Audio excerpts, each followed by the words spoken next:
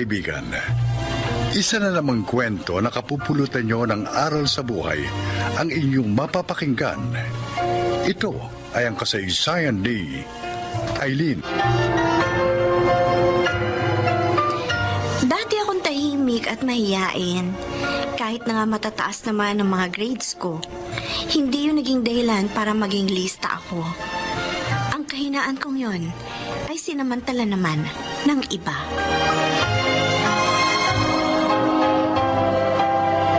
Bakit ba ayaw niyo pumasok sa economics, Jake, Giselle? Kasi, pareho kami ni Jake, hindi nakagawa ng assignment. Pag pumasok kami, tiyak pag-iinitan na naman kami ng teacher natin. Paano kung magbigay ng test? Eh di hindi kayo makakakuha. Pumasok na lang kasi kayo. Pakopihin mo kami ng sagot mo sa assignment para makapasok kami. Oo, tama. Diba? Para hindi naman kami mapahiya. O sige, pero papasok kayo ha. Tapos sabay ulit tayong mag-lunch mamaya.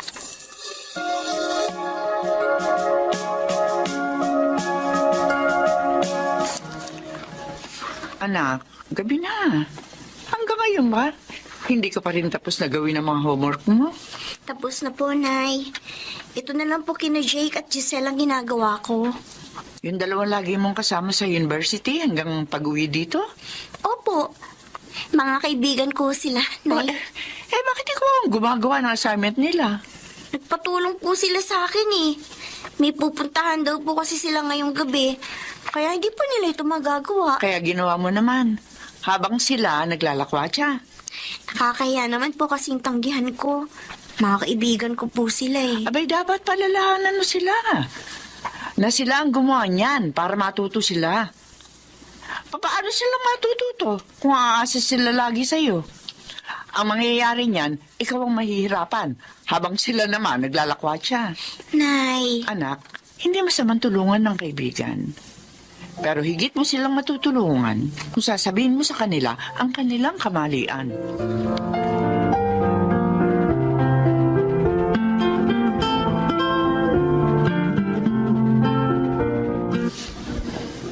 LB, mukhang malalim ang iniisip mo Oh, may problema ba tayo? Ako, Nestor. Nag-aalala ako sa anak natin. Ba't naman? May problema ba siya sa pag-aaral? Matataas naman ang grade niya. Walang problema sa pag-aaral ni Aileen. Ang pinoproblema ko, yung mga kaibigan niya, Bakit? yung sina Jake at Giselle, Oh, pakiramdam ko kasi inaabuso nila ang anak natin. ano? Oo. Lagi na lang kasi si Aileen na gumagawa ng assignment nila. Ngayon naman, project nila ang ginagawa ng anak natin. May pambira. Abuso na yun. Hindi na tama yun. Hindi dapat pumayag si Aileen ng ganun. Sinabihan ko na rin siya, pero parang sinasamantala ng mga yun ang kabaitan ng anak natin eh.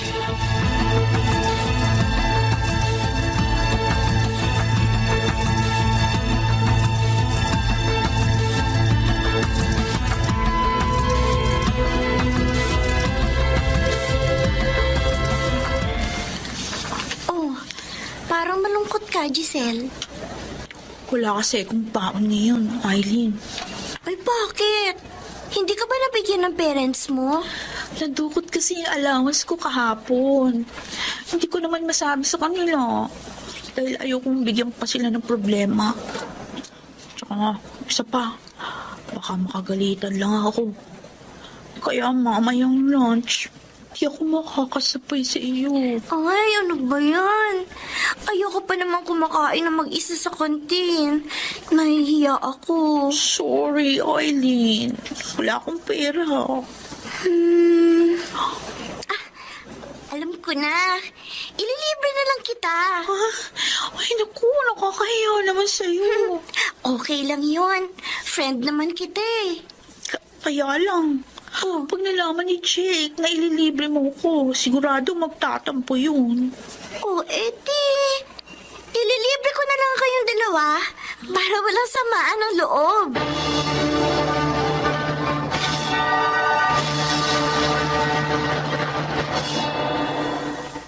Giselle, ready ka na ba sa swimming natin bukas ng gabi? Eh, syempre naman. Ako pa. May pera na rin ako. Ako rin eh. Dahil 1 week tayong hindi gumastos. Kaya may pera tayo sa night swimming natin mamaya. Galing talaga ng ginawa mong drama kay Aileen. Oo nga. Tama talaga yung naisip mo. Kaibiganin natin siya. May tagagawa tayo ng project at saka assignment. May taga-libre pa. Alam mo, yun si Aileen, matalino, pero tanga. Hindi niya mahalata na ginagamit lang natin siya. Sinabi mo pa. O nga pala, sabi ni Dondon, crush niya si Aileen. At gusto niya, isama natin si Aileen sa birthday niya. Uy, di, isama natin. Pumayag naman kaya. Kaya natin kumbinsihin yun. Tapos, painumin natin. Para matanggal ang hiya niya sa katawan. Para maging game kay Dondon. Tama! Matutuwa si Dondon pag nangyari yun.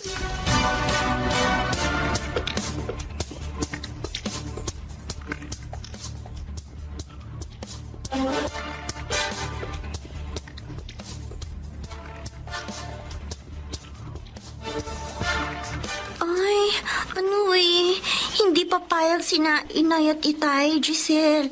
Baka magalit pa sila pag nalamang party ang pupuntahan ko. Oy, di, huwag natin sabihin. Kunyari, matutulog ka lang sa amin.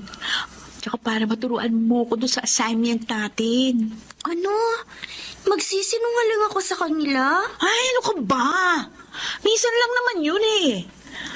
Tapos, para hindi ka mabuko, pahihiramin na lang kita ng isusuot mong damit. Eh, pero nahiya ako Huwag ka mag-alala. Kaming bahala sa'yo.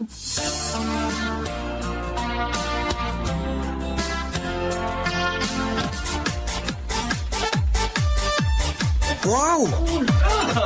Galing mo talaga, Giselle. Napagsuot mo si Aileen ng ganyan? Oy, bagay naman sa kanya yung buckles eh. Lumabas ang beauty niya. Pero nahiya pa rin ako, Giselle. Hindi ka dapat maya. Ganda-ganda mo eh. Oo nga. Mas maganda ka pa nga sa akin eh. Alam ko na. Palalakasin namin ang loob mo para matanggal ang hiya mo. Oo. Paano? Ito, iinom tayo nito. Alak? Oo. Alak yan, di ba? Tama, Aileen. Ay, hindi ako uminom ng Giselle. Konti lang naman ang iinumin mo eh. Eh, Para lumakas lang ang loob Oo mo. nga. Eh. Sasalina na kita ha. O yan, nalagyan na ni Giselle ng kalahati ang baso mo. Unti-unti mo nang inumin. Oo nga. Basta gayahin mo lang kami ha. Oh, ba't hindi ka uminom? Ayoko talaga, Jay. Pasensya na kayo. Kunti lang naman ito, Aileen. Hindi ka naman malalasing. At saka, kasama mo naman kami ah. Kaya you don't have to worry. Sorry talaga. Hindi ko magagawa. Ano ba yan? KJ mo naman. Oo nga. Parang hindi kaibigan eh. Wala kang pakisama. Huwag naman kayong magalit. Nagkabahirap na nga ako na daling ka dito.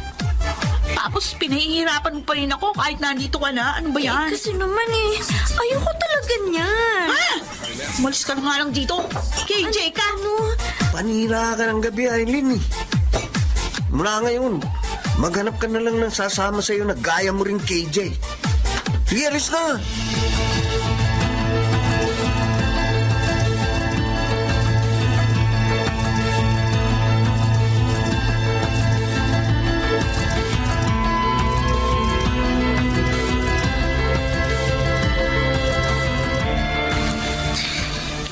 Paano ko uuwi sa amin? Hindi ko naman alam ang lugar na to. Sina Jake at Giselle. Bakit sila ganun? Lagi ko naman silang tinutulungan at pinagbibigyan na. Ngayon lang hindi ko sila sinunod, nagalit na sila. Pinalayas pa nila ako. Hindi nila naisip na baka may mangyari sa akin. Eileen, sandali lang. Sino yung tumawag sa akin? Oh, huwag ka matakot. Si Warren ito. Kaklase mo rin ako. Warren? Oo. Naalala ko na. Kaklase nga rin pala kita. Ay, pasensya na nga. Madilim na kasi. At saka natatakot pa ako. Kaya hindi kita agad namukaan. Okay lang. Bakit narito ka sa lugar na ito? Taga rito ako. Ikaw, bakit narito ka sa labas? Di ba, kasama ka ni na Jake at Giselle sa birthday ni Don? Nagalit sila eh. Pinaalis ako. Dahil ayaw mong uminom ng alak? Bakit mo alam? Narinig ko ang pag-uusap nila eh, noong isang araw. Pinlano nila talagang painumin ka para daw maging game ka kay Don. Ano? Pinagbalakan nila ako ng masama? Oo, at may iba pa akong narinig.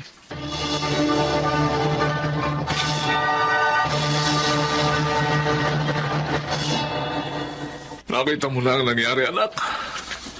Dahil dyan sa sobra mong pakikisama sa mga kaibigan, munti ka nang mapahamak. Sinabi naman namin sa'yo, hindi sila talaga mabuting kaibigan. Ang isa pang masama, tinuruan kang magsinungaling sa amin. Sorry po, Nay. Tay, pangako po. Iiwasan ko na po sila. Hindi bali na po wala akong kaibigan. Anak, hindi ka naman mawawala ng kaibigan. Kahit na tahimik at mahihiyain ka pa. Tama ang tatay mo. Abay, magkakaroon ka pa rin na makakasundo.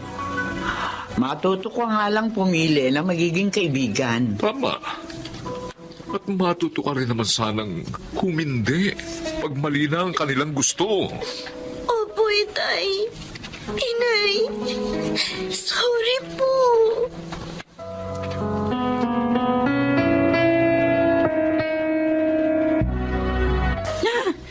Kakainis talaga. Napahiya na naman tayo kanina sa klase. Oo nga. Wala na kasi tayong tagagawa ng assignment at project. Yun pa nga isang kinagagalit ko. Kahit na humingi na nga ako ng sorry kay Eileen, di na bumalik yung dating closeness niya sa atin. Eh paano? Kay Warren na siya close. Baka nga siyotanan niya yun eh. Paano na tayo ngayon? Tiyak, bagsak tayo nito. Oo nga. Di tayo makakagraduate ng high school.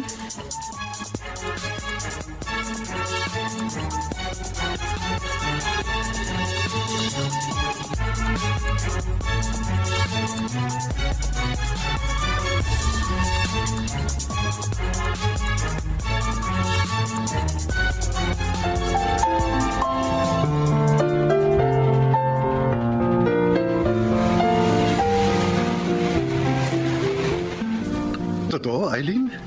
Pahig ka nang makasal tayo? Oo, sabi Warren eh. Wala namang reason para tumanggi pa ako. 5 years na kitang boyfriend. And we're both stable now. Isasama ko bukas dito ang parents ko para makausap na sina Tito Nestor at Tita LV. Tiyak namang wala kang magiging problema sa kanila. Dahil boto sila sa'yo. Mabait naman ako eh. Honest sa'yo. At ako ang naging savior mo noon. Doktora, yung asawa ko pong may sakit. Ang gusto ko pong ipa-check up. Giselle? Ikaw ba yan? Eileen? Jake, si Eileen. Yung classmate natin nung high school. Eileen, doktora ka na pala. Oo. Twice a week nagpupunta ako dito para makatulong sa mga kalugar natin. O ano, kumusta na kayo? Kayo palang nagkatuluyan. Oo. Dahil maaga kami nag-asawa. Tatlo na nga yung anak namin. Hindi na rin kami nakapagkolehiyo pa. Ikaw, kumusta ka naman? Ikakasal na kami ni Warren. Oh? Eileen, sorry uli sa mga kasalanan namin sa'yo.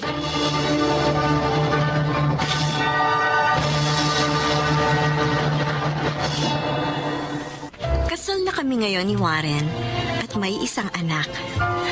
Sana po ay kinapulutan ninyo ng aral ang aking kasaysayan. Ako po si Eileen at ito ang aking buhay. Tunay na hindi napapariwara ang mabait at masunuring anak. Baka nagsiganap, Susan Robles, June Legaspi, Rosana Villegas, Junel Benamin, at Chiquit del Carmen Amor sa papel na Eileen. Naglapat ng angkop na tunog Jerry Mutia, sa musika Buboy Salonga, supervisyong teknikal Eric Lucero at Bong Muyar, creative consultant Phil Cruz, production assistant Anching Cruz. Ito'y mula sa panulat ni Selma Corporal Alcantara. Sa direksyon nila June Martin Legaspi at Maynard Landicho Jr. Ito ang aking buhay.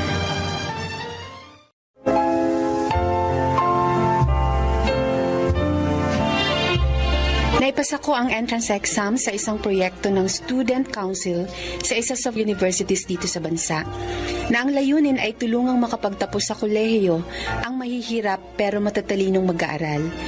Pero may problemang pampinansyal. Pagkaraan kong magtapos sa proyektong yon, naipasa ko naman ang entrance exam ng university para sa first choice kong accountancy. Nadaanan ko ang lahat ng pagsubok sa kolehiyo, pero sa pagitan ng lahat ng yun, nagtapos ako bilang isang cum laude at naging isa sa 15 nag-top sa board exam. Dahil doon, sinuwerte akong matanggap agad sa isa sa nangunguna at pinakamalaking professional services firm dito sa Pilipinas na may kaugnayan sa strategy at iba pang transaction services. Ngayon may trabaho ka na, abay pwede ka nang bumukod, anak. Humanap ka ng isang maayos na apartment na malapit sa pinapasukan mo. Para naman kapag galing ka sa trabaho, komportable ka nang makapagpapahinga pagkatapos. Nay, wala po akong balak na umalis dito sa Sitio Ulingan. Lalong-lalo na dito sa puder nyo, okay? Pero anak, iniisip ko lang naman yung para sa kapakanan mo. Magulo rito, maingay. At saka delikado na sa katulad mong gagabihin na sa pag-uwi galing sa trabaho. Ang didilin mo mga iskinitang dadaanan mo. Nay naman, para naman pong hindi ako rito lumaki sa Sitio Ulingan. Kabisado ko po lahat ng liliko ang iskinita rito, kaya wala po kayong dapat ipag-alala. Ngayon nga hindi mo maiaalis sa akin. Ang palaging mag-alala.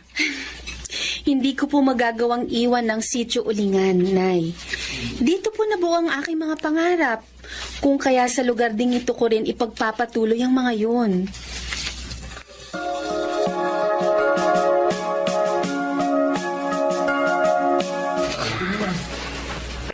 Mabuti pa kayo, Mang Ramil. Nakatapos na sa pag-aaral si Melody at may maganda na ring trabaho ngayon. Pwede na lang kayong mag-sitting pretty kung tutusin. Magsusunog at magsusunog pa rin ako ng mga kahoy para gawing uling, Mando. Nasa sistema ko na ang trabahong to, kaya hindi ko na ito maihihiwalay sa katawang ko. Ako ho kasi, nasa elementarya pa lang si Aisa.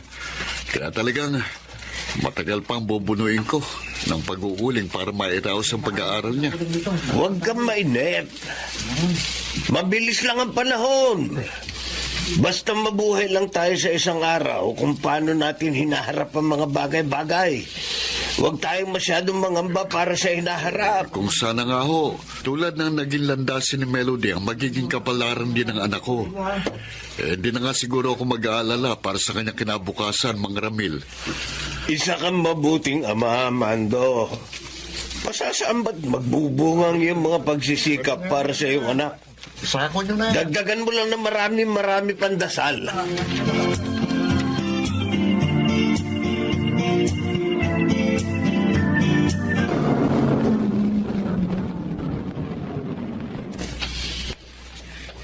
Melody! Oy, Julian, ikaw pala. Tara, sabay na tayo maglakad papasok sa sitio. Kumusta na nga pala yung Inaplayan mong public school malapit dito. Tanggap na ako. Oh? Oo, magisimula na nga ako magturo sa darating na school opening. Wow. May mga araw na kailangan ko pang mag-report sa school pero online-based pa rin ang pagtuturo ko dahil nga sa pandemic. Pareho pala tayo. Ka-aproba lang din ang work from home schedule ko. Mainam nga kasi mabibigyan ko rin ng oras yung mga project na gusto kong gawin dito sa sitio para sa mga kabataan dito. Ba, alam mo, makakatulong ako. Ako rin kasi gusto kong ibahagi sa mga kabataan dito yung mga programang pampaaralan. Lalo na dun sa mga out-of-school youth. Oh, talaga? Oo. Ako naman, gusto ko magtayo ng mini library. Pupunuin ko yun ng mga librong pambata para magkaroon sila ng interes sa pagbabasa kesa magpalaboy-laboy sila sa kalsada. Tsaka, syempre, mga activity na mag-i-improve sa mga skills nila. Tama yun, maganda yan. Eh, di ganito na lang. Yung itatayo mo na mini library, gawin nating munting eskwelahan. Doon ko na rin tuturuan yung mga bata. Aba? Pwede, oo nga no. Di ba? Uy, teka, bakit nagtatakbuhan ng mga tao papalabas ng sityo? Oo nga. Tsaka, bakit may mga dala silang mga balutan ng damit? Yung iba mga kagamitan nila. Ano nangyari? Nasusunog ang sityo! Nasusunog din ang looban! Kailangan nating tumawag sa pinakamalapit na estasyon ng bombero. Ngayon din!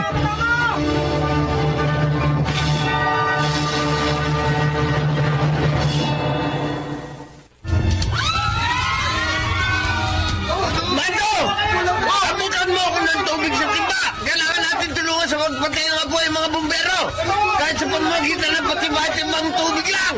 Oo, Mang Ramil! Ito! Abutin ko isang timbang tubig! Pag may dumaan kapitbahay, patulungin mo sa pagiging ng tubig! Oo, Mang Ramil!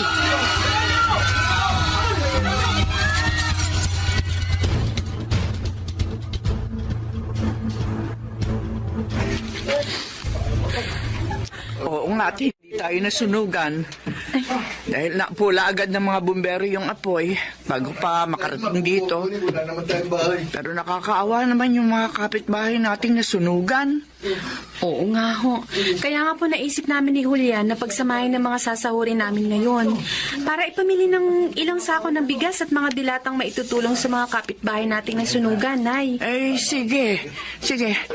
Tutulong na rin kami ng tatay mo sa pamimigay at sa ganun paraan man lang, mabawasan ang paghihirap ng loob ng mga kapitbahay natin na inabot ng sunog ang mga kabahayan.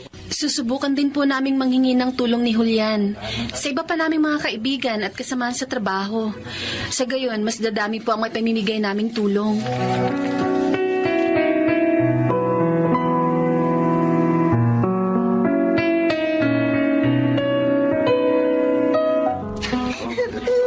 Liza, bakit ka umiiyak?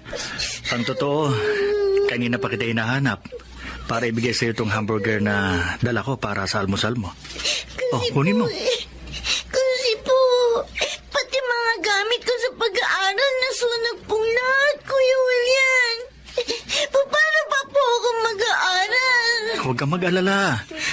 May binili na kami mga school supplies para sa'yo. Saka para sa ibang mga bata mag-aaral na nasunugan dito sa sityo.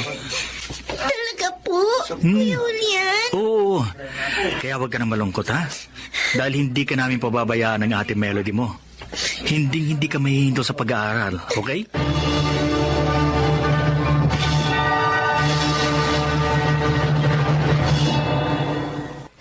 Eh, kung minsan, naiisip din namin ni Aling Amalia mo, ano pa bang yaman ang hihilingin namin sa Diyos? Samantalang, binigyan naman niya kami ng isang mabait at mapagkalingang anak tulad ni Melody. Hindi lang ho kayo mapalad sa mga kabaitan ni Melody, mga Ramil. Yung pagsubaybay at pangangalagang iniukol niya sa anak kong si Aiza. Pinasasalamatan ko yun ng malaki. Ang totoo, nabawasan ang pag-aalala ko para sa kinabukasan ng anak ko. Sino-sino pa ba ang magtutulungan dito sa sityo? Kundi tayo rin. No. Tulad na lang nito munting aklatan na itinatayo natin para sa mga kabataan. Maraming kabataan na matutulungan itong gamitin ng makabuluhan ang kanilang mga oras.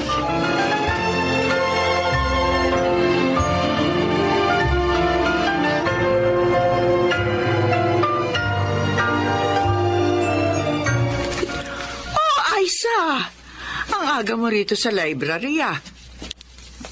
Ayusin ko po kasi yung mga libro dito. Bago dumating yung mga batang kasama ko na tuturuan ni na Ate Melody at Kuya Julian, Nanay Amalia. Ay, siya, dalan dito ka na. Ikaw na ang bahala rito, ha? Pupunta na kasi ako sa palengke at mamimili ng mga sangkap para sa meriendang iluluto ko para sa inyo mamaya. Ay, talaga po? Oo. Nanay Amalia? Naku, tiyak na mabubusog na naman kami sa meriendang lulutuin ninyo para sa amin. Basta ang pinakamagagawa mo at ang mga batang kasama mo rito sa aklatan, yung mag-aral kayo mabuti. Para pagdating ng araw, magkakaroon ng ibang mukha ang inyong mga buhay.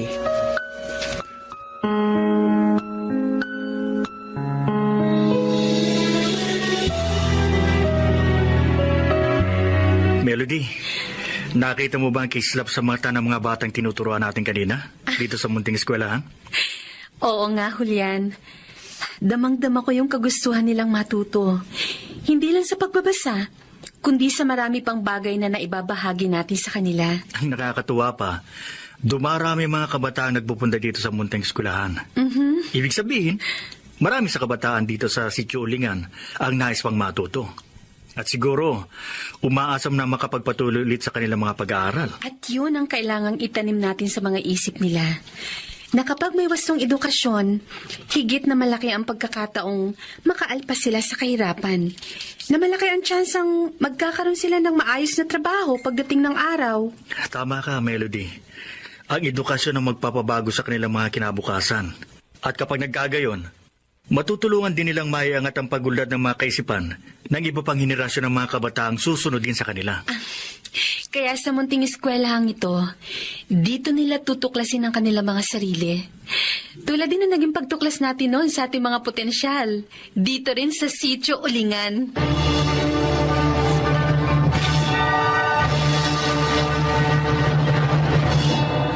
Siguro nga, ang pagmamahal ko sa lugar na kinagisnan ko at sa mga taong nasa paligid nito ang pinakapangunahing dahilan kung bakit hindi ko to maiwan. Dahil para sa akin, ang pagdamay at pakikiisa sa kanilang mga saloobin ang lalong nagbibigay inspirasyon sa akin upang tulungang maiangat ang kanilang mga kaisipan at pamumuhay. Ako po si Melody, na hindi natatapos ang mga pangarap para sa mga kabataan sa Sitio Ulingan. At ito ang aking buhay.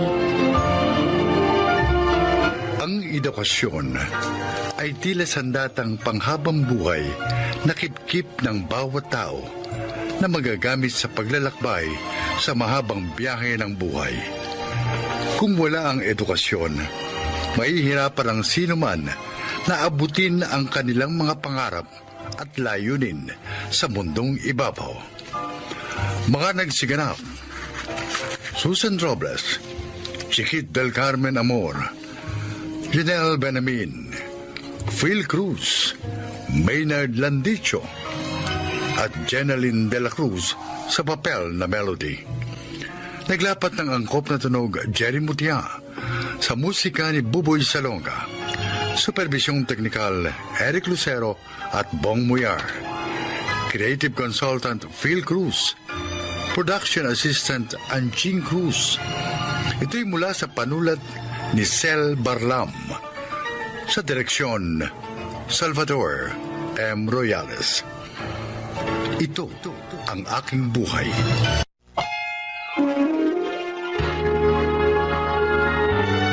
Kauna-unahan sa Pilipinas. Manila Broadcasting Company. DZRH. Member, kapisanan ng mga broadcaster ng Pilipinas.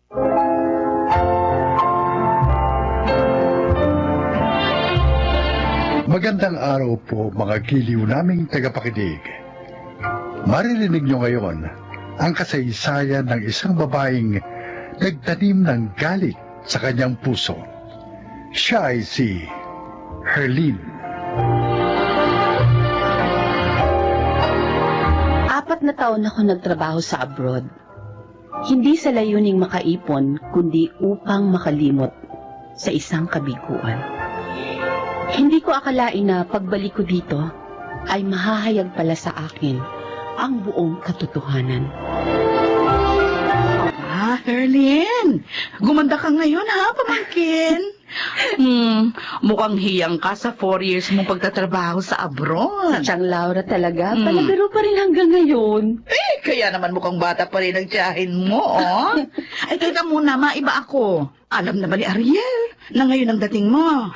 Opo, laging tumatawag sa akin ng lalaking yun eh. Oh. Pero sabi ko, wag na akong salubungin. Kung gusto niya, dito na lang ako puntahan sa bahay. Ay, hanggang ngayon ba? Hindi mo pa rin siya sinasagot? Chang, ayoko na pong magmahal. At alam niyo po ang dahilan kung bakit. Ay, Herlin, hindi naman sa nakikialam ako ano. Ako yung nagmamalasakit lang. Dahil ayokong tumandang dalaga ka, na mag-isa ka, oh. Hindi lahat ng lalaki manloloko. Mabait at tapat si Ariel. Matyaga pa. Kita mo nga, hindi pa rin sumusuko. Kahit na nga, mahigit 3 taon na siyang nanliligaw sa'yo. Chang, Sana, bigyan mo rin siya ng puwang. Diyan, sa puso mo.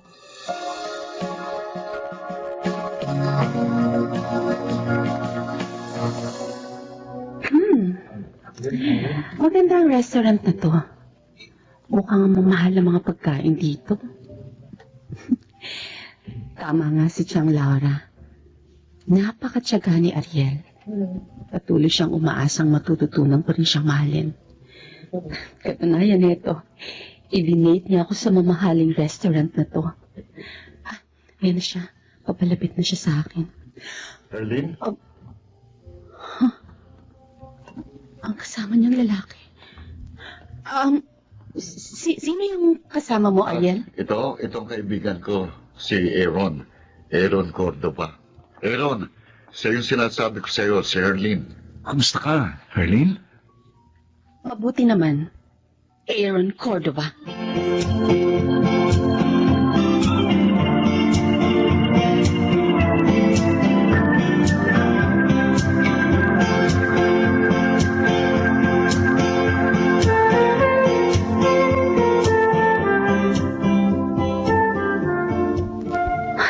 Hindi ako maaaring magkamali. Siya talaga yun. Tumaba lang siya ngayon, nag-iba ang gupit ng buhok. At siguro, nagpatangos na rin ng ilong para hindi ko makilala sakaling magkita kami. Walang hiya siya. Herlin? Chang, Bakit umiyak ka? Sabihin, nag-away kayo ni Ariel. Aba, hindi pa man kayo magnobyo o nag-aaway na kayo? hindi kami, Chang. Hindi kami nag-away ni Ariel. Hindi ang lalaking yun. Nakita ko siya. Ha? Nakita ko manlolokong yun. Saan? Saan mo siya nakita? Sa restaurant. Tapos sa pinuntahan namin ni Ariel. Ipinakilala siya sa akin ni Ariel pero sa ibang pangalan. Pero yun din ang apelyido. Pamangkin, baka naman nagkakamali ka na. Hindi Chang. Ang boses niya, ang kilos niya, maging ang mukha niya, siya talaga eh. Oh. Tumaba nga lang siya ngayon, nag-iba ng buhok at marahil nagpatangos ng ilong. Pero alam ko, siya pa rin si Baron. Ang nanloko sa akin.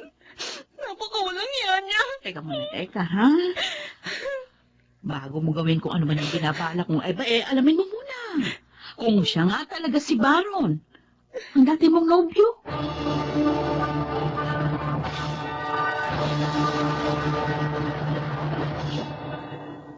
Ariel, gaano mo na ba katagal na kaibigan yung si Aaron? Mahigit 3 taon na. Bakit mo na itanong? Kasi partner mo siya sa business, di ba?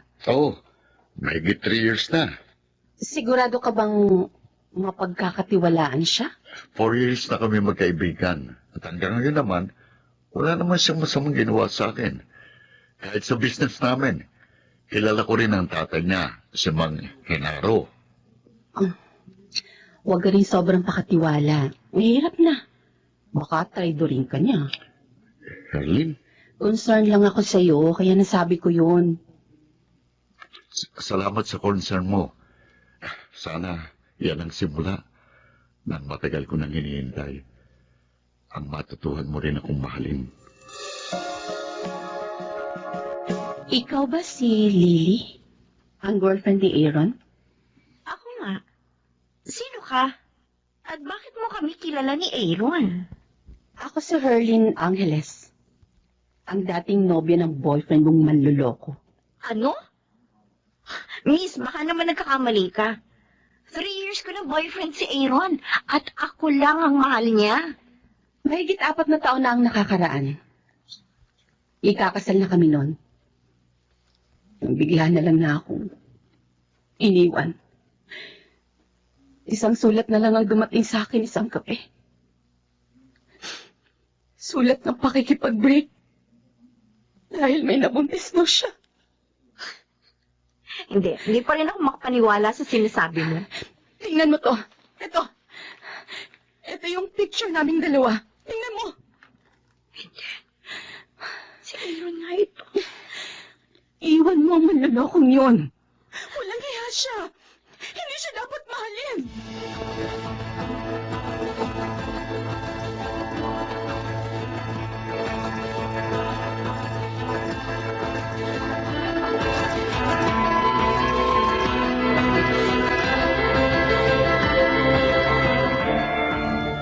Really? Kanina ko pa napapansin na matamlay ka. Bakit masama ba ang pakiramdam mo? Talagang masama ang pakiramdam ko. Ha? At gustong-gusto kong manampal ng tao. Sandali, galit ka ba? Hindi lang galit. Galit na galit sa'yo. Sa akin? Bakit? Anong nagawa ko? 3 taon kitang pinagkatiwalaan. Yung pala, manluloko ka. Sandali, ha? Hindi kita maintindihan eh. Paano ako nanloko? Nagpunta rito si Herlin Angeles. Ang babaeng niloko mo. Mahigit 4 na taon na nakakaraan. Niloko ko? Herlin Angeles? Huwag ka nang umarte dyan. Aminin mo na Sandali. Ama, naalala ko na. Narinig ko na nga ang pangalang yon. Pero Lily, hindi ko siya girlfriend. Narinig ko yun kay Itay at kay Baron. Sinong Baron?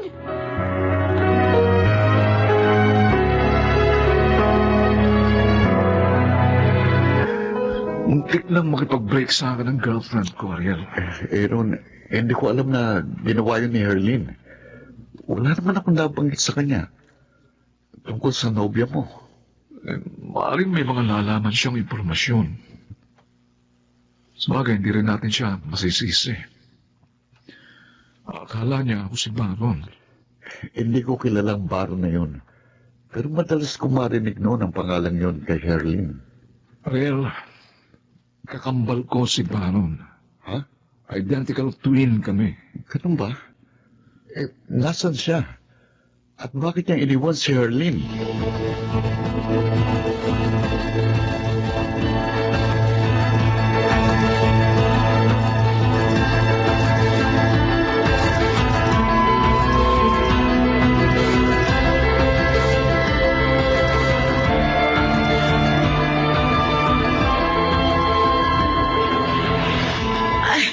Hindi ako makapaniwala.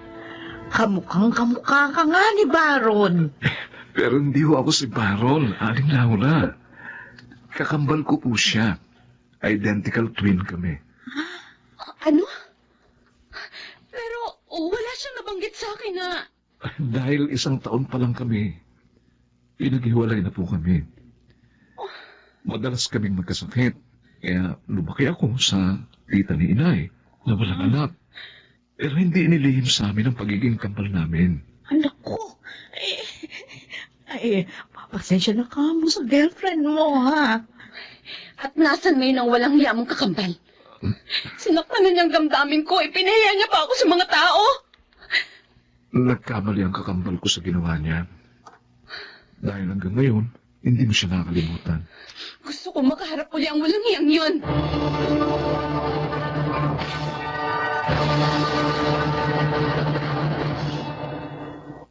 Eto. Narito na tayo. Ano bang kalokohan to, Aaron? Bakit mo ako dinala dito sa sementeryo? Sabi ko, dalhin mo ako kay Baron. Kumusta ka na, Arlene? Mang Hinaro? Si Itay na magsasabi sa'yo ng lahat. Siya ang kasama ng kakambal ko hanggang sa huling sandali. Huling sandali? Ano? Wala na si Baron. Mahigit 4 na taon na siyang patay. Hindi. Ikakasal na kayo noon nang malaman niyang may tumor siya sa utak at may taning na ang kanyang buhay. Ano po? At dahil sa pagmamahal niya sa'yo, ayaw niya makita mo ang kanyang pagpanaw. Kaya pinalabas niya sa'yo na nakabuntis siya ng ibang babae. Diyos ko. Ang paniwala niya, mas madali mo siyang malilimot kapag nagalit ka sa kanya. At ikaw na ang kusang lalayo.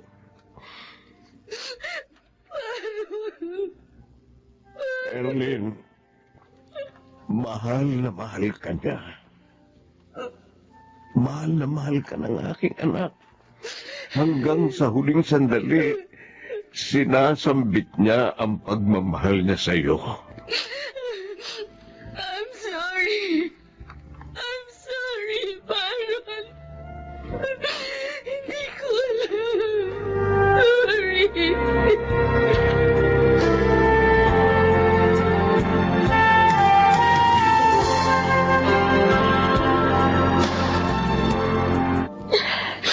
Sakit.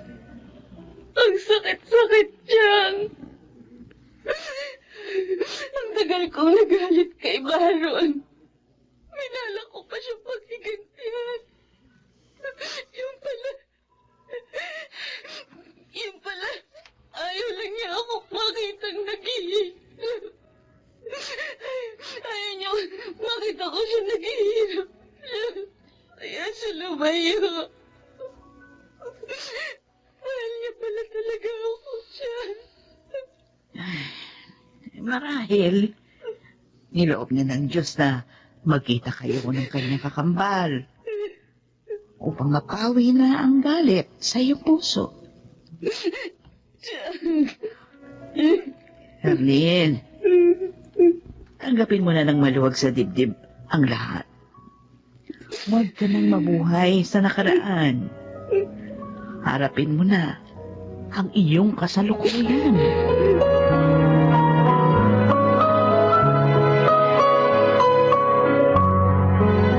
Ariel, salamat ha. Salamat sa pagsama mo sa akin dito sa puntod ni Baron. Alam mong dahilan kung bakit ko ito ginagawa. Mahal na mahal kita, Arlene. Pero mahaba ng pinaghintay mo. At parang ngayon palang nagsisimula ang pagluluksa ko. Mas gusto ko maghintay sa'yo kaysa tuluyan kang mawala sa akin. Dahil kung hindi rin lang ikaw ang makakatuluyan ko, hindi na ako magkaasawa. Kaya sana, hayaan mo na lang ako sa paghihintay ko.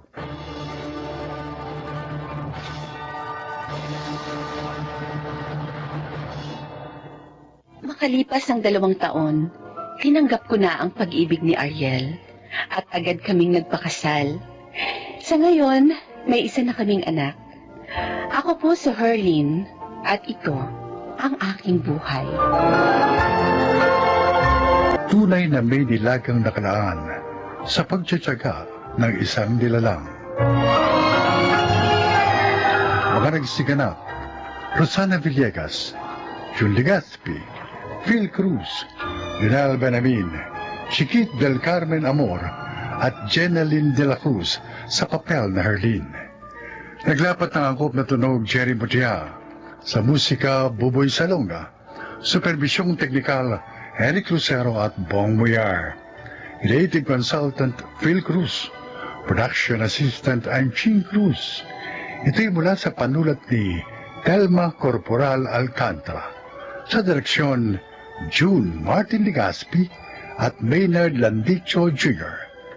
Ito ang aking buhay.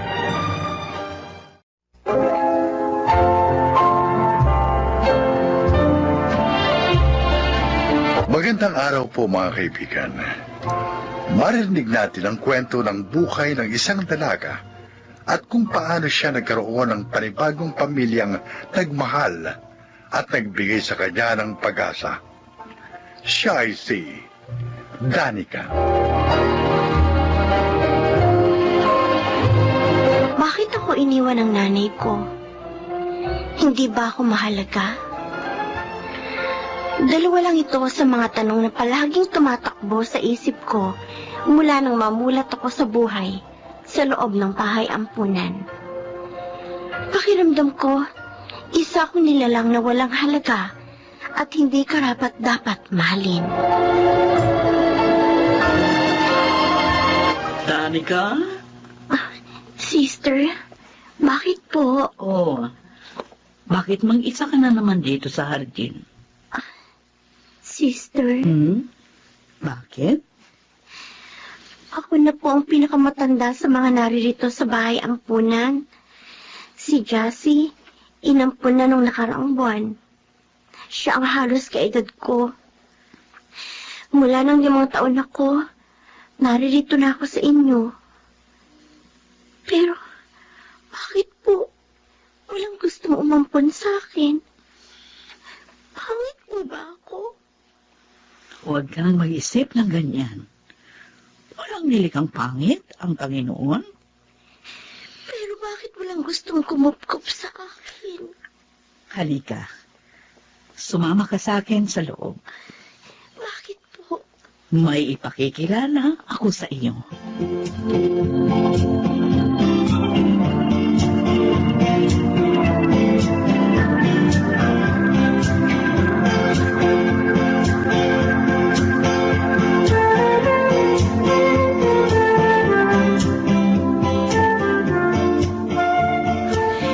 Ikaw si Danica? Hi, Danica? Hello po. Danica, siya si Linda. At ito naman si Melvin. Meron silang isang anak na lalaki. Sila na ngayon ang magiging bago mong pamilya. Payag ka bang maging bunsong anak namin, Danica? Aampunin niyo po ako? Oo. Sister, totoo po ba? Oo, totoo. Oh, bakit ka umiiyak? Ayaw mo ba sa amin? Masaya lang siya. Masayang masaya siya dahil mayroon na siyang panibagong pamilya.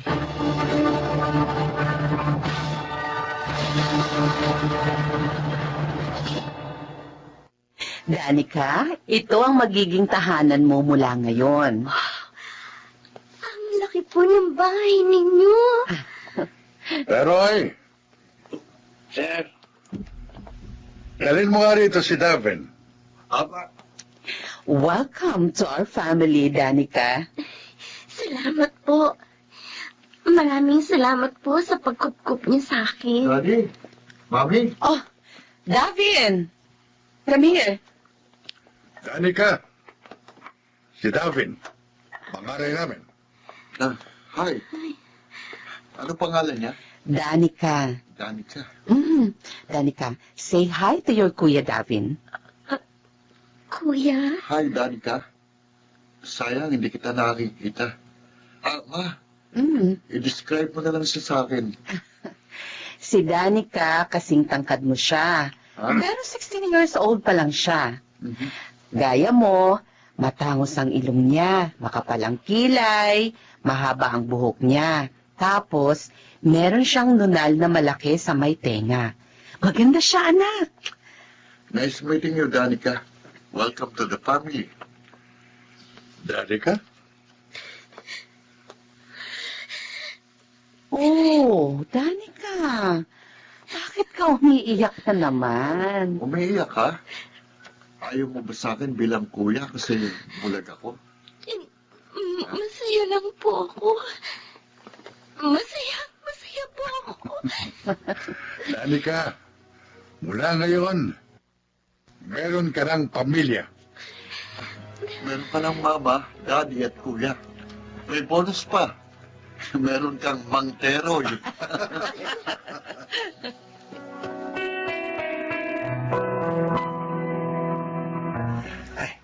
Maglilinis ako ng sasakyan.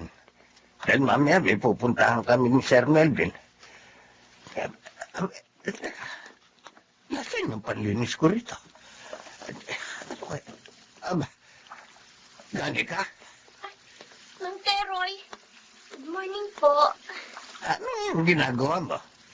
Ba't ikaw naglilinis ng sasakyan? Wala naman po kasi akong ginagawa. Ay, bitiwan mo yan. Bitiwan mo yan. Trabaho ko yan. Eh, Oo, baka makita ka ni Sir Melvin at Ma'am Linda, tiyak makakagalitan ako.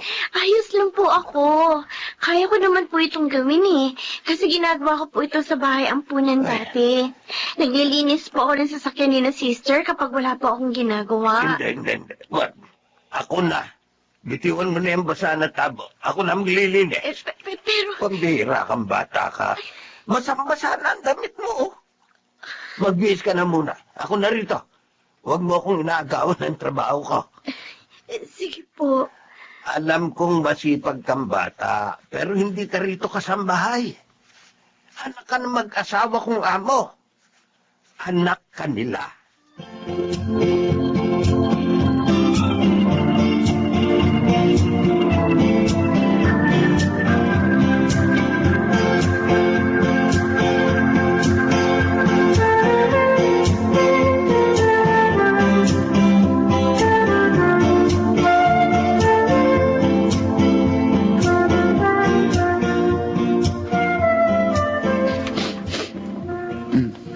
Sino nandito? Hindi ka si Mami.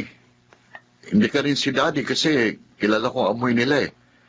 Hindi ka rin si Mang Teroy kasi amoy air freshener siya. So, ibig sabihin, ikaw si Danica? Kuya David. Oo, sabi ko na nga ba eh. Eh, bakit ka narito sa kwarto ko? May kailangan ka? Nakabukas kasi yung pinto kanina. Oo. Tapos, napansin ko na medyo magaling yung kwarto mo. Ha? Kaya, nilinisan ko. Naglinis ka? Oo. Eh, si Ate Evan tagalinis namin dito. Kaya ko naman kasing gawin. Kaya ginawa ko na. Okay lang ba sa'yo? Oo. Okay. May gagawin ka ba dito sa kwarto mo? Lalabas na ako. Sige. Kapag may kailangan ka, kuya, tawagin mo lang ako, ha? Nandiyan lang ako sa kabilang kwarto. Okay. Salamat sa paglilinis ng kwarto ko, ha? Walang anuman, kuya. Danica, Hmm?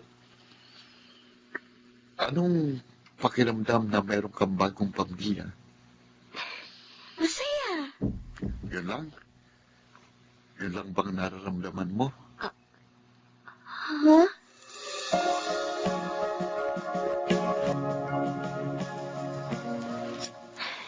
May ginagawa pa si Ate Eva sa kusina. Buti pa, ako na muna mag-ayos dito sa sala. May paparating daw na bisita sina Mami at Daddy. Lilinisan ko muna itong kisame. May mga agyo ni. Kaya lang mataas. Hindi ko maaabot. Buti pa, umapak ako dito sa upuan. Ayan. Tapos, aabutin ko ng walis tambo. Itong... Ay! Naku! Nahagip ko yung chandelier! Nabasag! Hindi! Anong gagawin ko? Ano nangyayari dito? Mami Linda? Sorry po. Hindi ko po sinasadya. Patawarin niyo po ako. Danica! Sorry po talaga. Ang ka bubog sa braso! Ayan ang tulong ko! Sorry po, hindi ko sinasadya. Danica!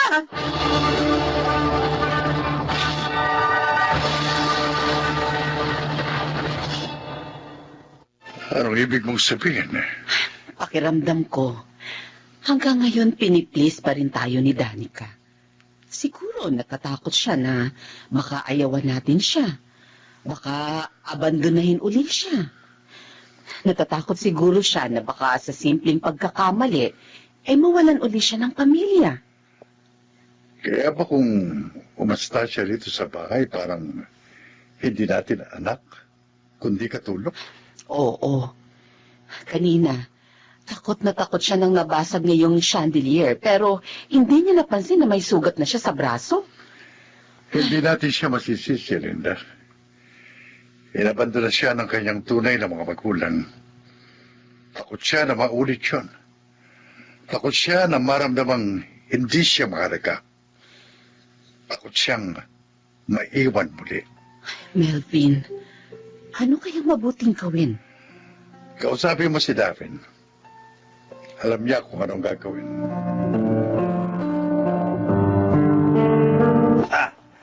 David, ito na ba ang mga dadali? Opo, Mang Teroy. Ay, sige. Lalagay ko na sa trunk ng kotse. Danica, Pababa na, kuya! bilisan mo. Malapit na mag-sunrise. Tara! Okay, let's go to the beach.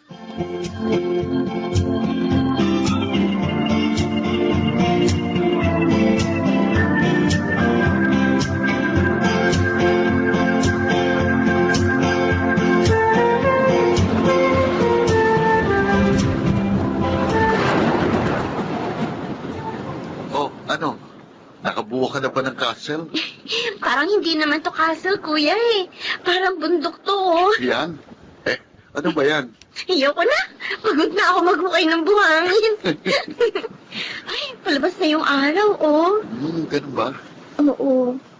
Danica, alam mo ba kung bakit Davin ang pangalan ko? Combination ng pangalan ni Ma'am Linda at Daddy Melvin. Galing mo ah. Obvious naman masyado eh. Talaga? Oo. Nung una mo kong nakita, at nalaman mong bulag ako, anong naramdaman mo? Ha? Naawa ka ba sa akin? Hindi. Di ka. Ano nga naramdaman mo? Sabi ko sa sarili ko, maswerte ka. Kasi kahit may kapansanan ka, meron ka mga magulang na mababait at mapagmahal. Sabi ko nga, buti ka pa eh. Kahit may kapansanan ka, hindi ka nila inabandona. Samantalang ako, kumpleto naman ang katawan ko. Wala ako kahit anong problema sa katawan. Pero, inabandona ako ng mga magulang ko. Alam mo ba, nung una kong malaman na aampunin ka ni Daddy at Mami, tuwan-tuwa ako. Sabi ko, may dagdag na akong mata. Ha? Hindi na lang si Mami at Daddy magiging paningin ko, kundi ikaw din. Kuya, Masaya ka ba talaga na may pamilya ka na? O baka lalo mo lang nakikita kung ano wala ka dati? Baka lalo mo lang nakikita kung anong ipinagkait sa'yo ng mundo. Kuya David. Mahal ka ni Mami at Daddy. Ilang buwan silang bumisita sa bahay ampunan. At nung una nilang punta, ikaw kaagad ang nakita nila. Ilang buwan silang nanalangin na maging maayos ang proseso at pumayag ka na ampunin ka nila. Hindi ka batang napulot lang sa bahay ampunan ni na Mami at Daddy. Mula nang makita ka nila, itinuring ka nilang totoong anak. Sana maramdaman mong mahal ka namin bilang bahagi ng aming pamilya at hindi mo kailangang magpa-impress sa amin para matanggap ka namin. Hindi naman ganun ang magkakapamilya eh. Kapag magkakapamilya, nagkakaunawaan, naging tapat sa isa't isa. Ako, kuya mo. Kahit hindi mo ako pagsalbihan, kuya mo pa rin ako. Kuya. Sana mula ngayon, maunawaan mo kung anong ibig sabihin ng pamilya.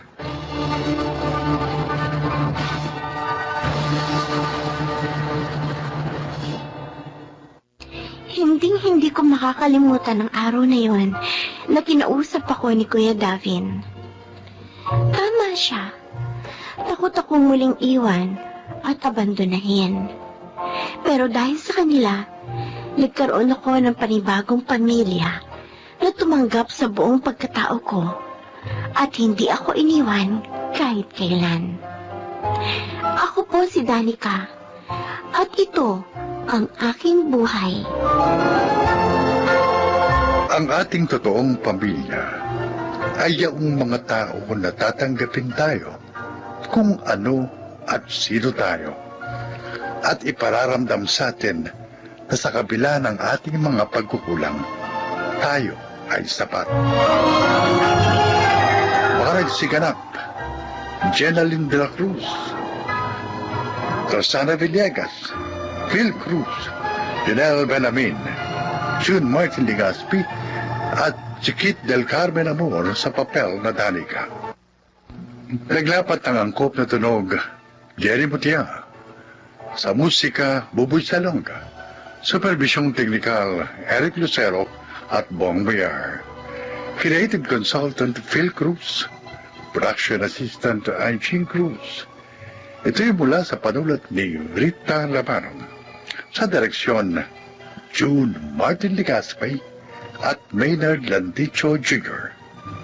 Ito ang aking buhay.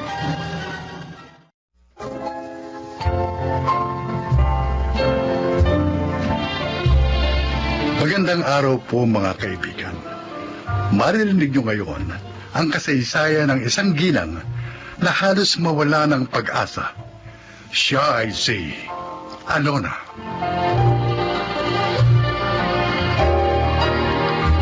Si Robert ang una kong pag-ibig. At dahil mahal na mahal ko siya, nagpakasal ako sa kanya. Kahit hindi pa ako nakakatapos ng kolehiyo. Salamat na lamang at sa kabila ng lahat, pinag-aral pa rin ako ni inay. Subalit, isang masakit na pangyayari ang naganap sa amin.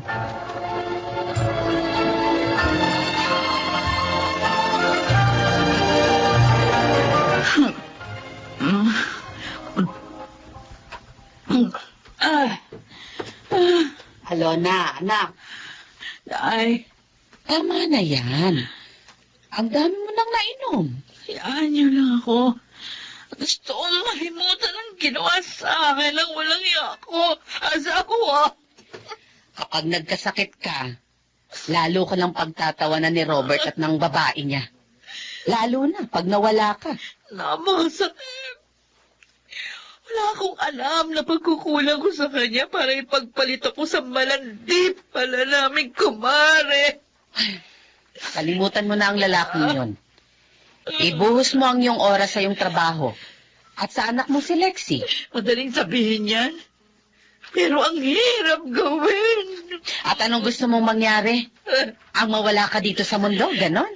Inay. Anak, kapag nangyari yun, makapagpapakasal na si Robert at ang kabit niya. At siya, kukunin din niya ang inyong anak. At baka pag malupitan pa ng kabit niya ang anak mo. Hindi ako makapapahig na mangyari yun kay Lexi. Hindi. Kaya nga, maging matatag ka. At huwag kang patalo sa kabiguan mo.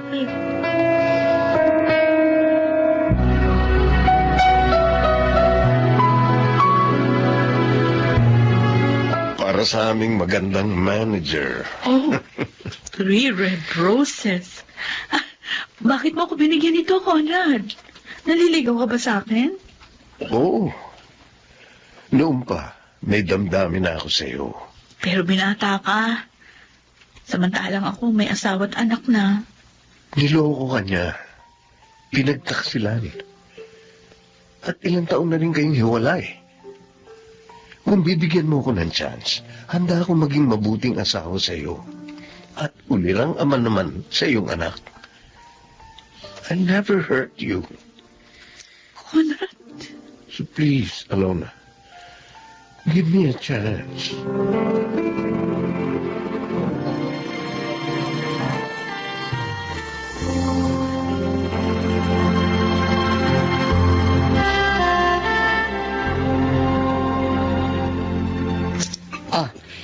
Ito pa ang kanin at ulam, Fredo. Salamat po, Nay. Masarap itong luto nyo, ha? Hindi ako nagluto niyan. Ang bunso mong kapatid, si Alona.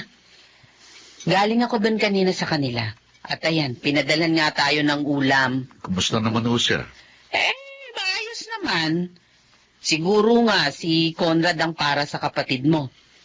Nakita mo naman, 3 taon na silang nagsasama. Pero masaya pa rin sila ni Alona. Ganun ho ba? Kain pa. Kung ganun ho, talagang wala siyang alam. Ha? Bakit? May alam ka bang masamang ginagawa ang bayaw mo? Si Conrad, Nay, Oh, tulad din siya ni Robert. Pabaero din siya. ano? Totoo pong sinasabi ko. Pinagtataksilan ni Conrad ang aking kapatid.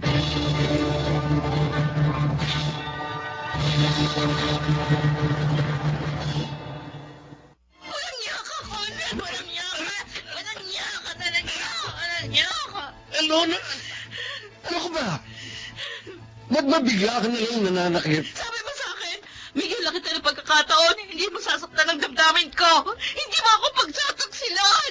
Talaga namang hindi ah. Ano ba? Alona? Alam ko na lahat! Dahil ang babae mo, kaopisina ng Kuya Fredo ko! Ano? Teka, let me Bakit mo explain. nagawa sa akin ito? Ano mo magkukunan ko sa'yo, ha? Sabihin mo!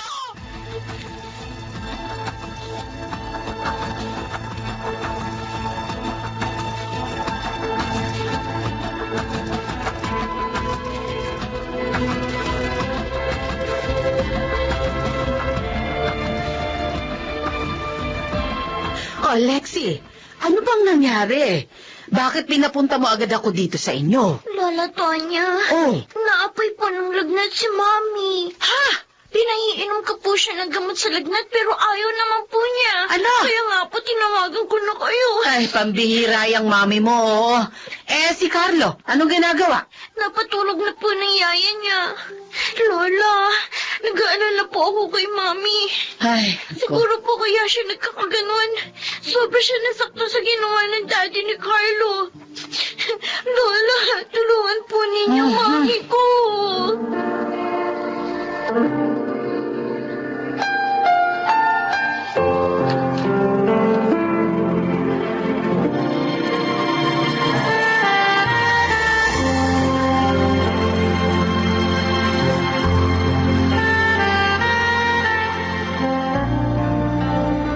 Alona, kumusta na pakiramdam mo? Kuya, anak naman. Lakasan mong loob mo. Tama si Nay. Alalahanin mo, 2 ng anak mo ngayon. Nahihirapan ako, Kuya Fredo. Inay, bakit ba lagi na lang ako niloloko ng mga minamahal ko? Hindi naman ako pangit para paglaruan nila. Naging tapat din ako. Kapatid, wala sa iyong diferensya. Ay, Nakakaya mong sabihin, may mga kabaro ako na hindi marunong makontento. Kahit na nga lahat, ginawa mo na para sa kanila. isipin mo na lang na kailangan ka ng mga anak mo, Alona. Para makayanan mo ang pinagdaraanan mo ngayon.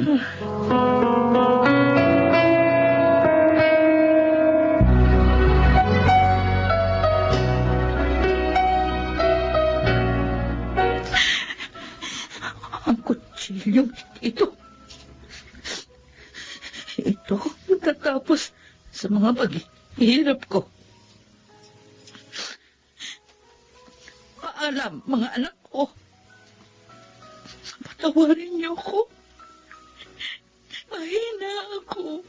Kaya tatapusin ko na ang kahinaan at paghihirap ko. Akin ang kutsilyo nila! Lexi! Bitiwan ang kutsilyo! Hindi po! Hindi ko ito bibitiwan! Okay na sa amin yan! Lexi! Nasugatan ka! Nadugo ang mga kamay mo, anak! I'm sorry. I'm sorry. Hindi ko na sadyang masugatan ka. Hindi po, Val. Masakatan ako. Basta wag lang po kayo mawala sa amin ni Carlo. Kung mawawala po kayo, isama niyo na rin kami. Anak ko. Hindi po namin kayang mabuhay na wala kayo, Mami.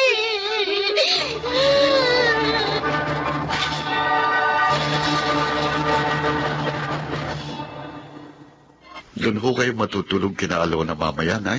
Oo, anak. Walang kasama ang mga pamangkin mo. Ayaw kasi ng kapatid mo na yung katulong lang ang kasama ng mga apo ko. Bakit ho? Nasaan ho ba si Alona? Papunta siya ng Baguio. 2 days daw siya doon. May conference. Hindi nga lang maaaring isama yung mga bata. Kaya ayun, kinausap niya ako. Mabuti na lang ho. At nagbalik din ang siglay niya sa buhay. Oo nga, anak. Pinagpapasalamat ko yun sa Diyos. Naniniwala ako ngayon na mas bibigyan na niya ng magandang kinabukasan ang kanyang mga anak.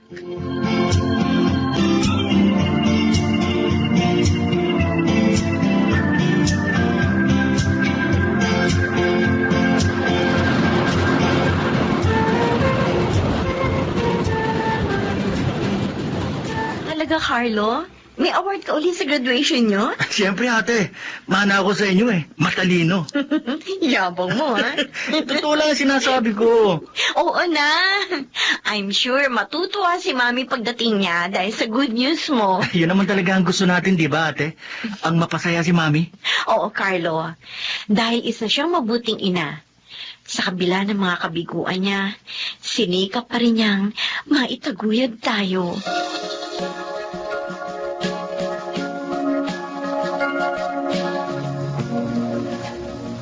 Gusto mong doon muna ako sa bahay niyo, Alona?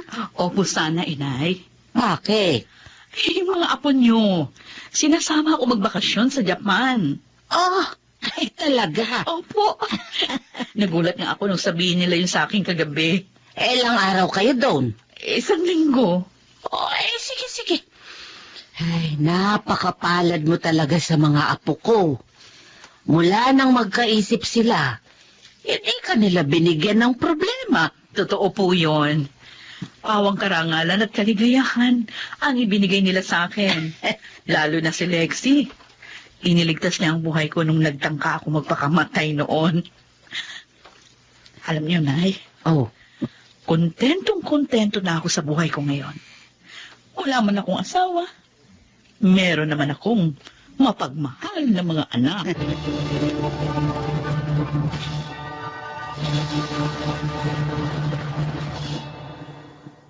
May pamilya na ngayon si Lexi at tanging si Carlos na lamang ang aking kapisan. Ganon pa man, hindi sila nagbabago sa pagmamahal at paglingap sa akin. Gusto ko lang sanang tawagan ng pansin ang mga magulang na nakikinig. Kahit mabigo kayo sa pag-ibig, huwag niyong pababayaan ang inyong mga anak.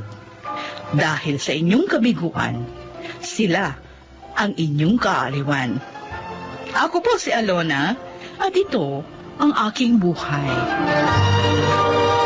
Lahat ng kalungkutan ay may katapat na kaligayahan. Maging matatag ka lamang sa pagtitiis.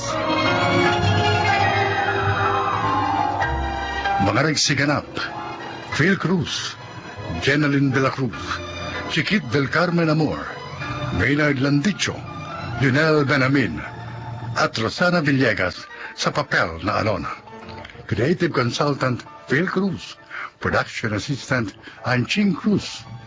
Ito'y mula sa panulat ni Selma Corporal Alcantara. Sa direksyon, June Martin Legaspi at Maynard Landicho Jr. Ito ang aking buhay.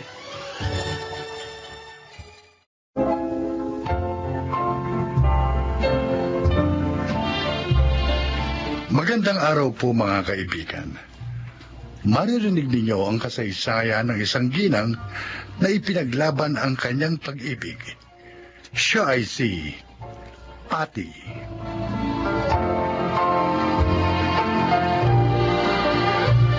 "12 years na kaming kasal ni Benji. 2 ang aming anak. 4 years na kaming kasal nung maisip niyang magtrabaho sa abroad.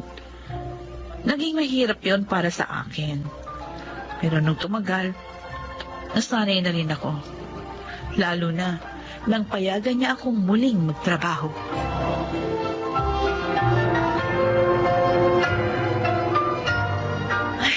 Mano po, inay. Dumating ka na pala, anak. Ba, mukhang masaya ka. Talagang masaya po ako kasi meron na akong bagong trabaho. Ha? Ay, salamat naman. At may nangyari din sa pag-apply mo ngayon. Sinabi ko naman po sa inyo, di ba madali ako makakahanap ng trabaho. Kaya nga, hindi ako natakot mag-resign sa dati kong pinapasukan. Ay, oo nga. Ay, kaya lang, pang-anim na kumpanya mo na ito, anak. Hindi ka malamang abutin ng 2 taon sa isang kumpanya.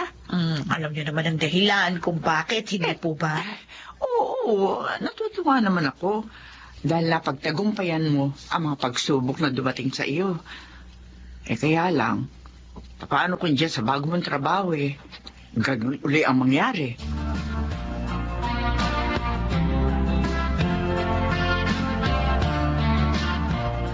Ay, Pati, uwian na. Bakit hindi ka pa nag-aayos ng table mo? Mauna ka na, Celine. Tatapusin ko lang itong report na ibibigay ko bukas kay Sir Ador. Ikaw naman. You can do that tomorrow morning. Hapon pa naman yung kailangan eh. Tatapusin ko na ngayon. Para wala na akong problema bukas. Sobra ka masipag, ha? Kaya tuloy pati si Sir Ador. Impressed na impressed sa'yo. Ha? Oo, totoo yung sinasabi ko. In fact, niyayaya niya tayong magmerienda ngayon. Ha? Kaya halika na, magligpit ka na.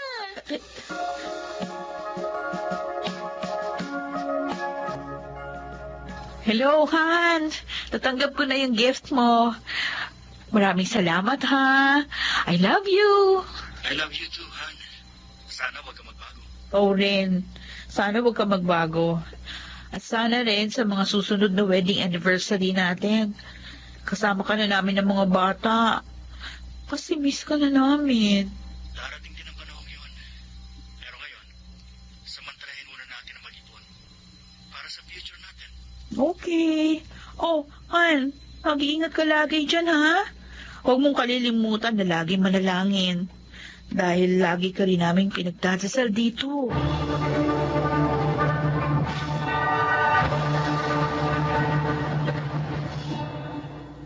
Wow! Ang ganda po ng kwintas na to, Sir Ador. Ang mahal nito. Para sa iyo yan, Pati. Ano po? Pero sir, ang mahal ho nito. Higit pa riyan, ibibigay ko. Basta para sa iyo. Oh, Sir Ador. Didiretsuhin na kita. I like you so much. Pero sir, meron na po akong asawa. At mahal ko po ang asawa ko. Wala naman siya rito. Wala siya sa oras na kailangan mo. At hindi ka nakatitiyak na wala siyang iba sa bansang kinaroroonan niya. So bakit ka magpapakatapat sa kanya? Mahal ko po ang asawa ko, sir. At naniniwala ako doon. Kung wala na ho kayo sasabihin, lalabas na ako. Pasensya na po. Hindi ko matatanggap ang proposal niyo. Pati yung kwintas na yan. Sige po. Matigas ka, Pati. Kung sabagay, mas gusto kong ganoon. Mas may challenge. Sa susunod natin pag-uusap, titiyakin ko na magiging akin ka na.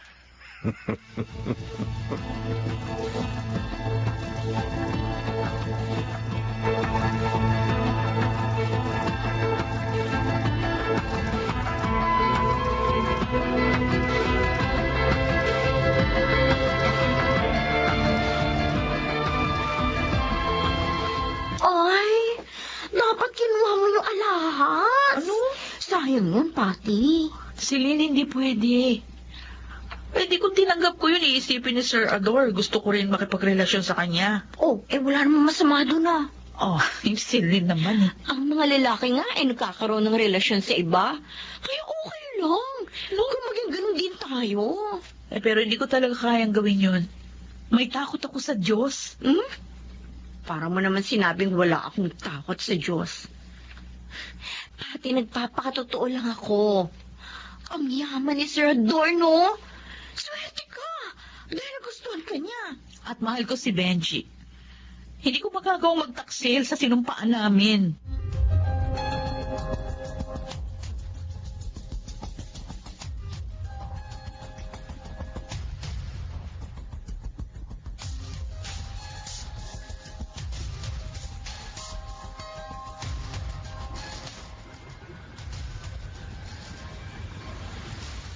O Nelson, bakit saglit lang kayo nag-usap ng misis mo? Hindi kami nagkausap. Wala siya? Oo. Hindi ko makontak ang cellphone niya eh. Kaya ang anak kong panganay ang tinawagan ko. Saan daw nagpunta? Ewan. Hindi rin nila alam eh. Naiinis nga ako. Dahil sabi ng panganay ko, madalas gawin yun ng nanay nila. Naghihinala tuloy ako ng hindi maganda. Nelson, pag-usapan niyo na maayos ang problema. Huwag daanin sa init ng ulo. Kayo ba ni Pati, ganun din? Sa kabutihan palad, hindi. Maayos ang komunikasyon namin mag-asawa. Hindi na kami basta nagtatawagan. Nagtitext at nagchat-chat din kami.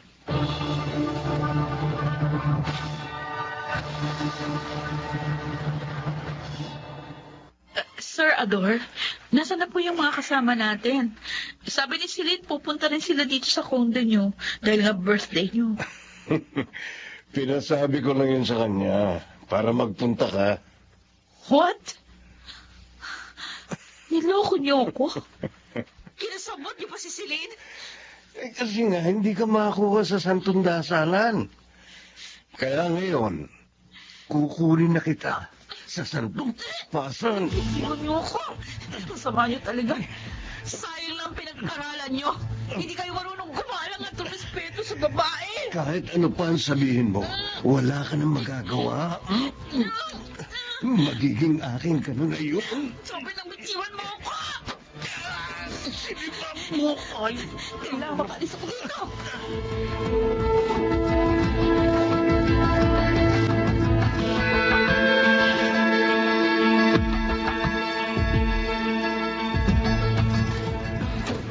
Inay! Inay! Bakit ka umiyak, Pati? Ano nangyari sa iyo? Sir Ador! Yung pinuntahan mo sa kondo dahil birthday niya ikamo? Oo, nagpunta kasi ako doon dahil sabi niya dadating din yung mga office mate ko. Eh, hindi naman pala. Nagsinungaling siya. Ano? Niloko ka niya? Opo. Pagdating ko doon, kaming dalawa lang yung naroon. Ang sama talaga niya. Anong ginawa niya sa iyo, anak? Sabihin mo. Magre-resign na ako sa kumpanyang yon. Ayoko na.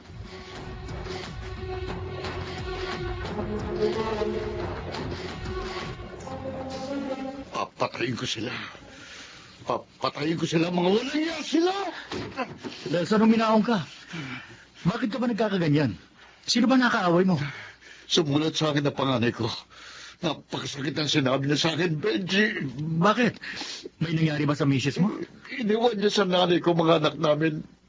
Sumama siya sa ibang lalaki. Oh, Diyos ko. Hindi nakatiis ang walang niya akong asawa. Ganong para naman sa kanila pagsisikap ko. Papatayin ko sila pag-uwi ko ng bansa. Huwag mong gawin yan, Nelson. Papatayin ko sila. Pare, alalahanin mo na lang ang iyong mga anak. Mas kailangan ka nila ngayon. Napakasakit, Benji. Hindi mo lang alam. Naalala ko tuloy ang asawa ko. Mabait ang asawa mo, pare. At sapat sa'yo. Hindi katulad ng misis ko. Pero kailangan ingatan mo pare. Ingatan mong yung pamilya. Para huwag mawasak.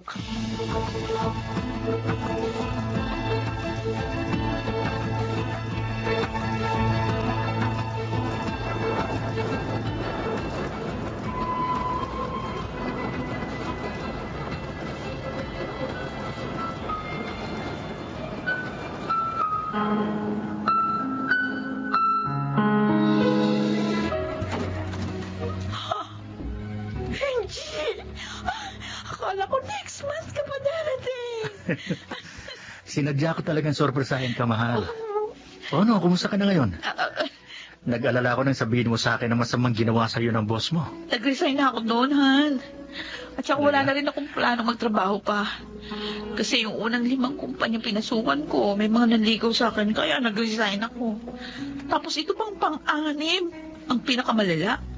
Pinagtangkaan akong halain ng boss ko, kaya nga ayoko nang maulit pa yon. Kaya hindi na ako magtatrabaho pa. Dito na lang ulit ako sa bahay. Han, salamat. Ipinaglaban mo sa tukso ang pag-ibig natin. Tama yun, Han. Tulungan mo na lang ako sa plano kong buksang business. You mean? Hindi ka na babalik sa abroad? Oo. Ayoko matulad kay Nelson na hiniwalayan ng asawa. Ayoko masira ang pamilya natin, Han. Oh, salamat naman.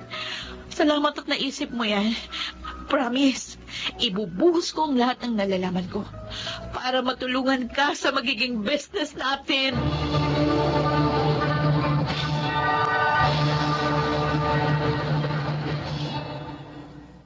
Hindi na nga nag-abroad pa si Benji. Sinikap na lamang naming palaguin yung aming mga naipon. Nakontento na kami sa biyayang binibigay ng dakilang Rubika. Awa ng Diyos, kahit wala siya sa abroad, maginawa pa rin ang aming buhay. At mas maligaya rin kami ngayon. Ako po si Patty, at ito ang aking buhay. Ang tukso ay mapagtatagumpayan kung matatag na lalabanan. Mga nagsiganap, Maynard Landicho, Susan Robles, Chiquit del Carmen Amor, Lionel Benamin, Phil Cruz, at Rosana Villegas sa papel na Patty. Naglapat ng angkop na tunog Jerry Mutia, sa musika Buboy Salonga, supervisyong teknikal Eric Lucero at Bong Muyar, creative consultant Phil Cruz, production assistant Anching Cruz. Ito'y mula sa panulat ni Thelma Corporal Alcantara. Sa direksyon, June Martin Legaspi at Maynard Landicho Jr. Ito ang aking buhay.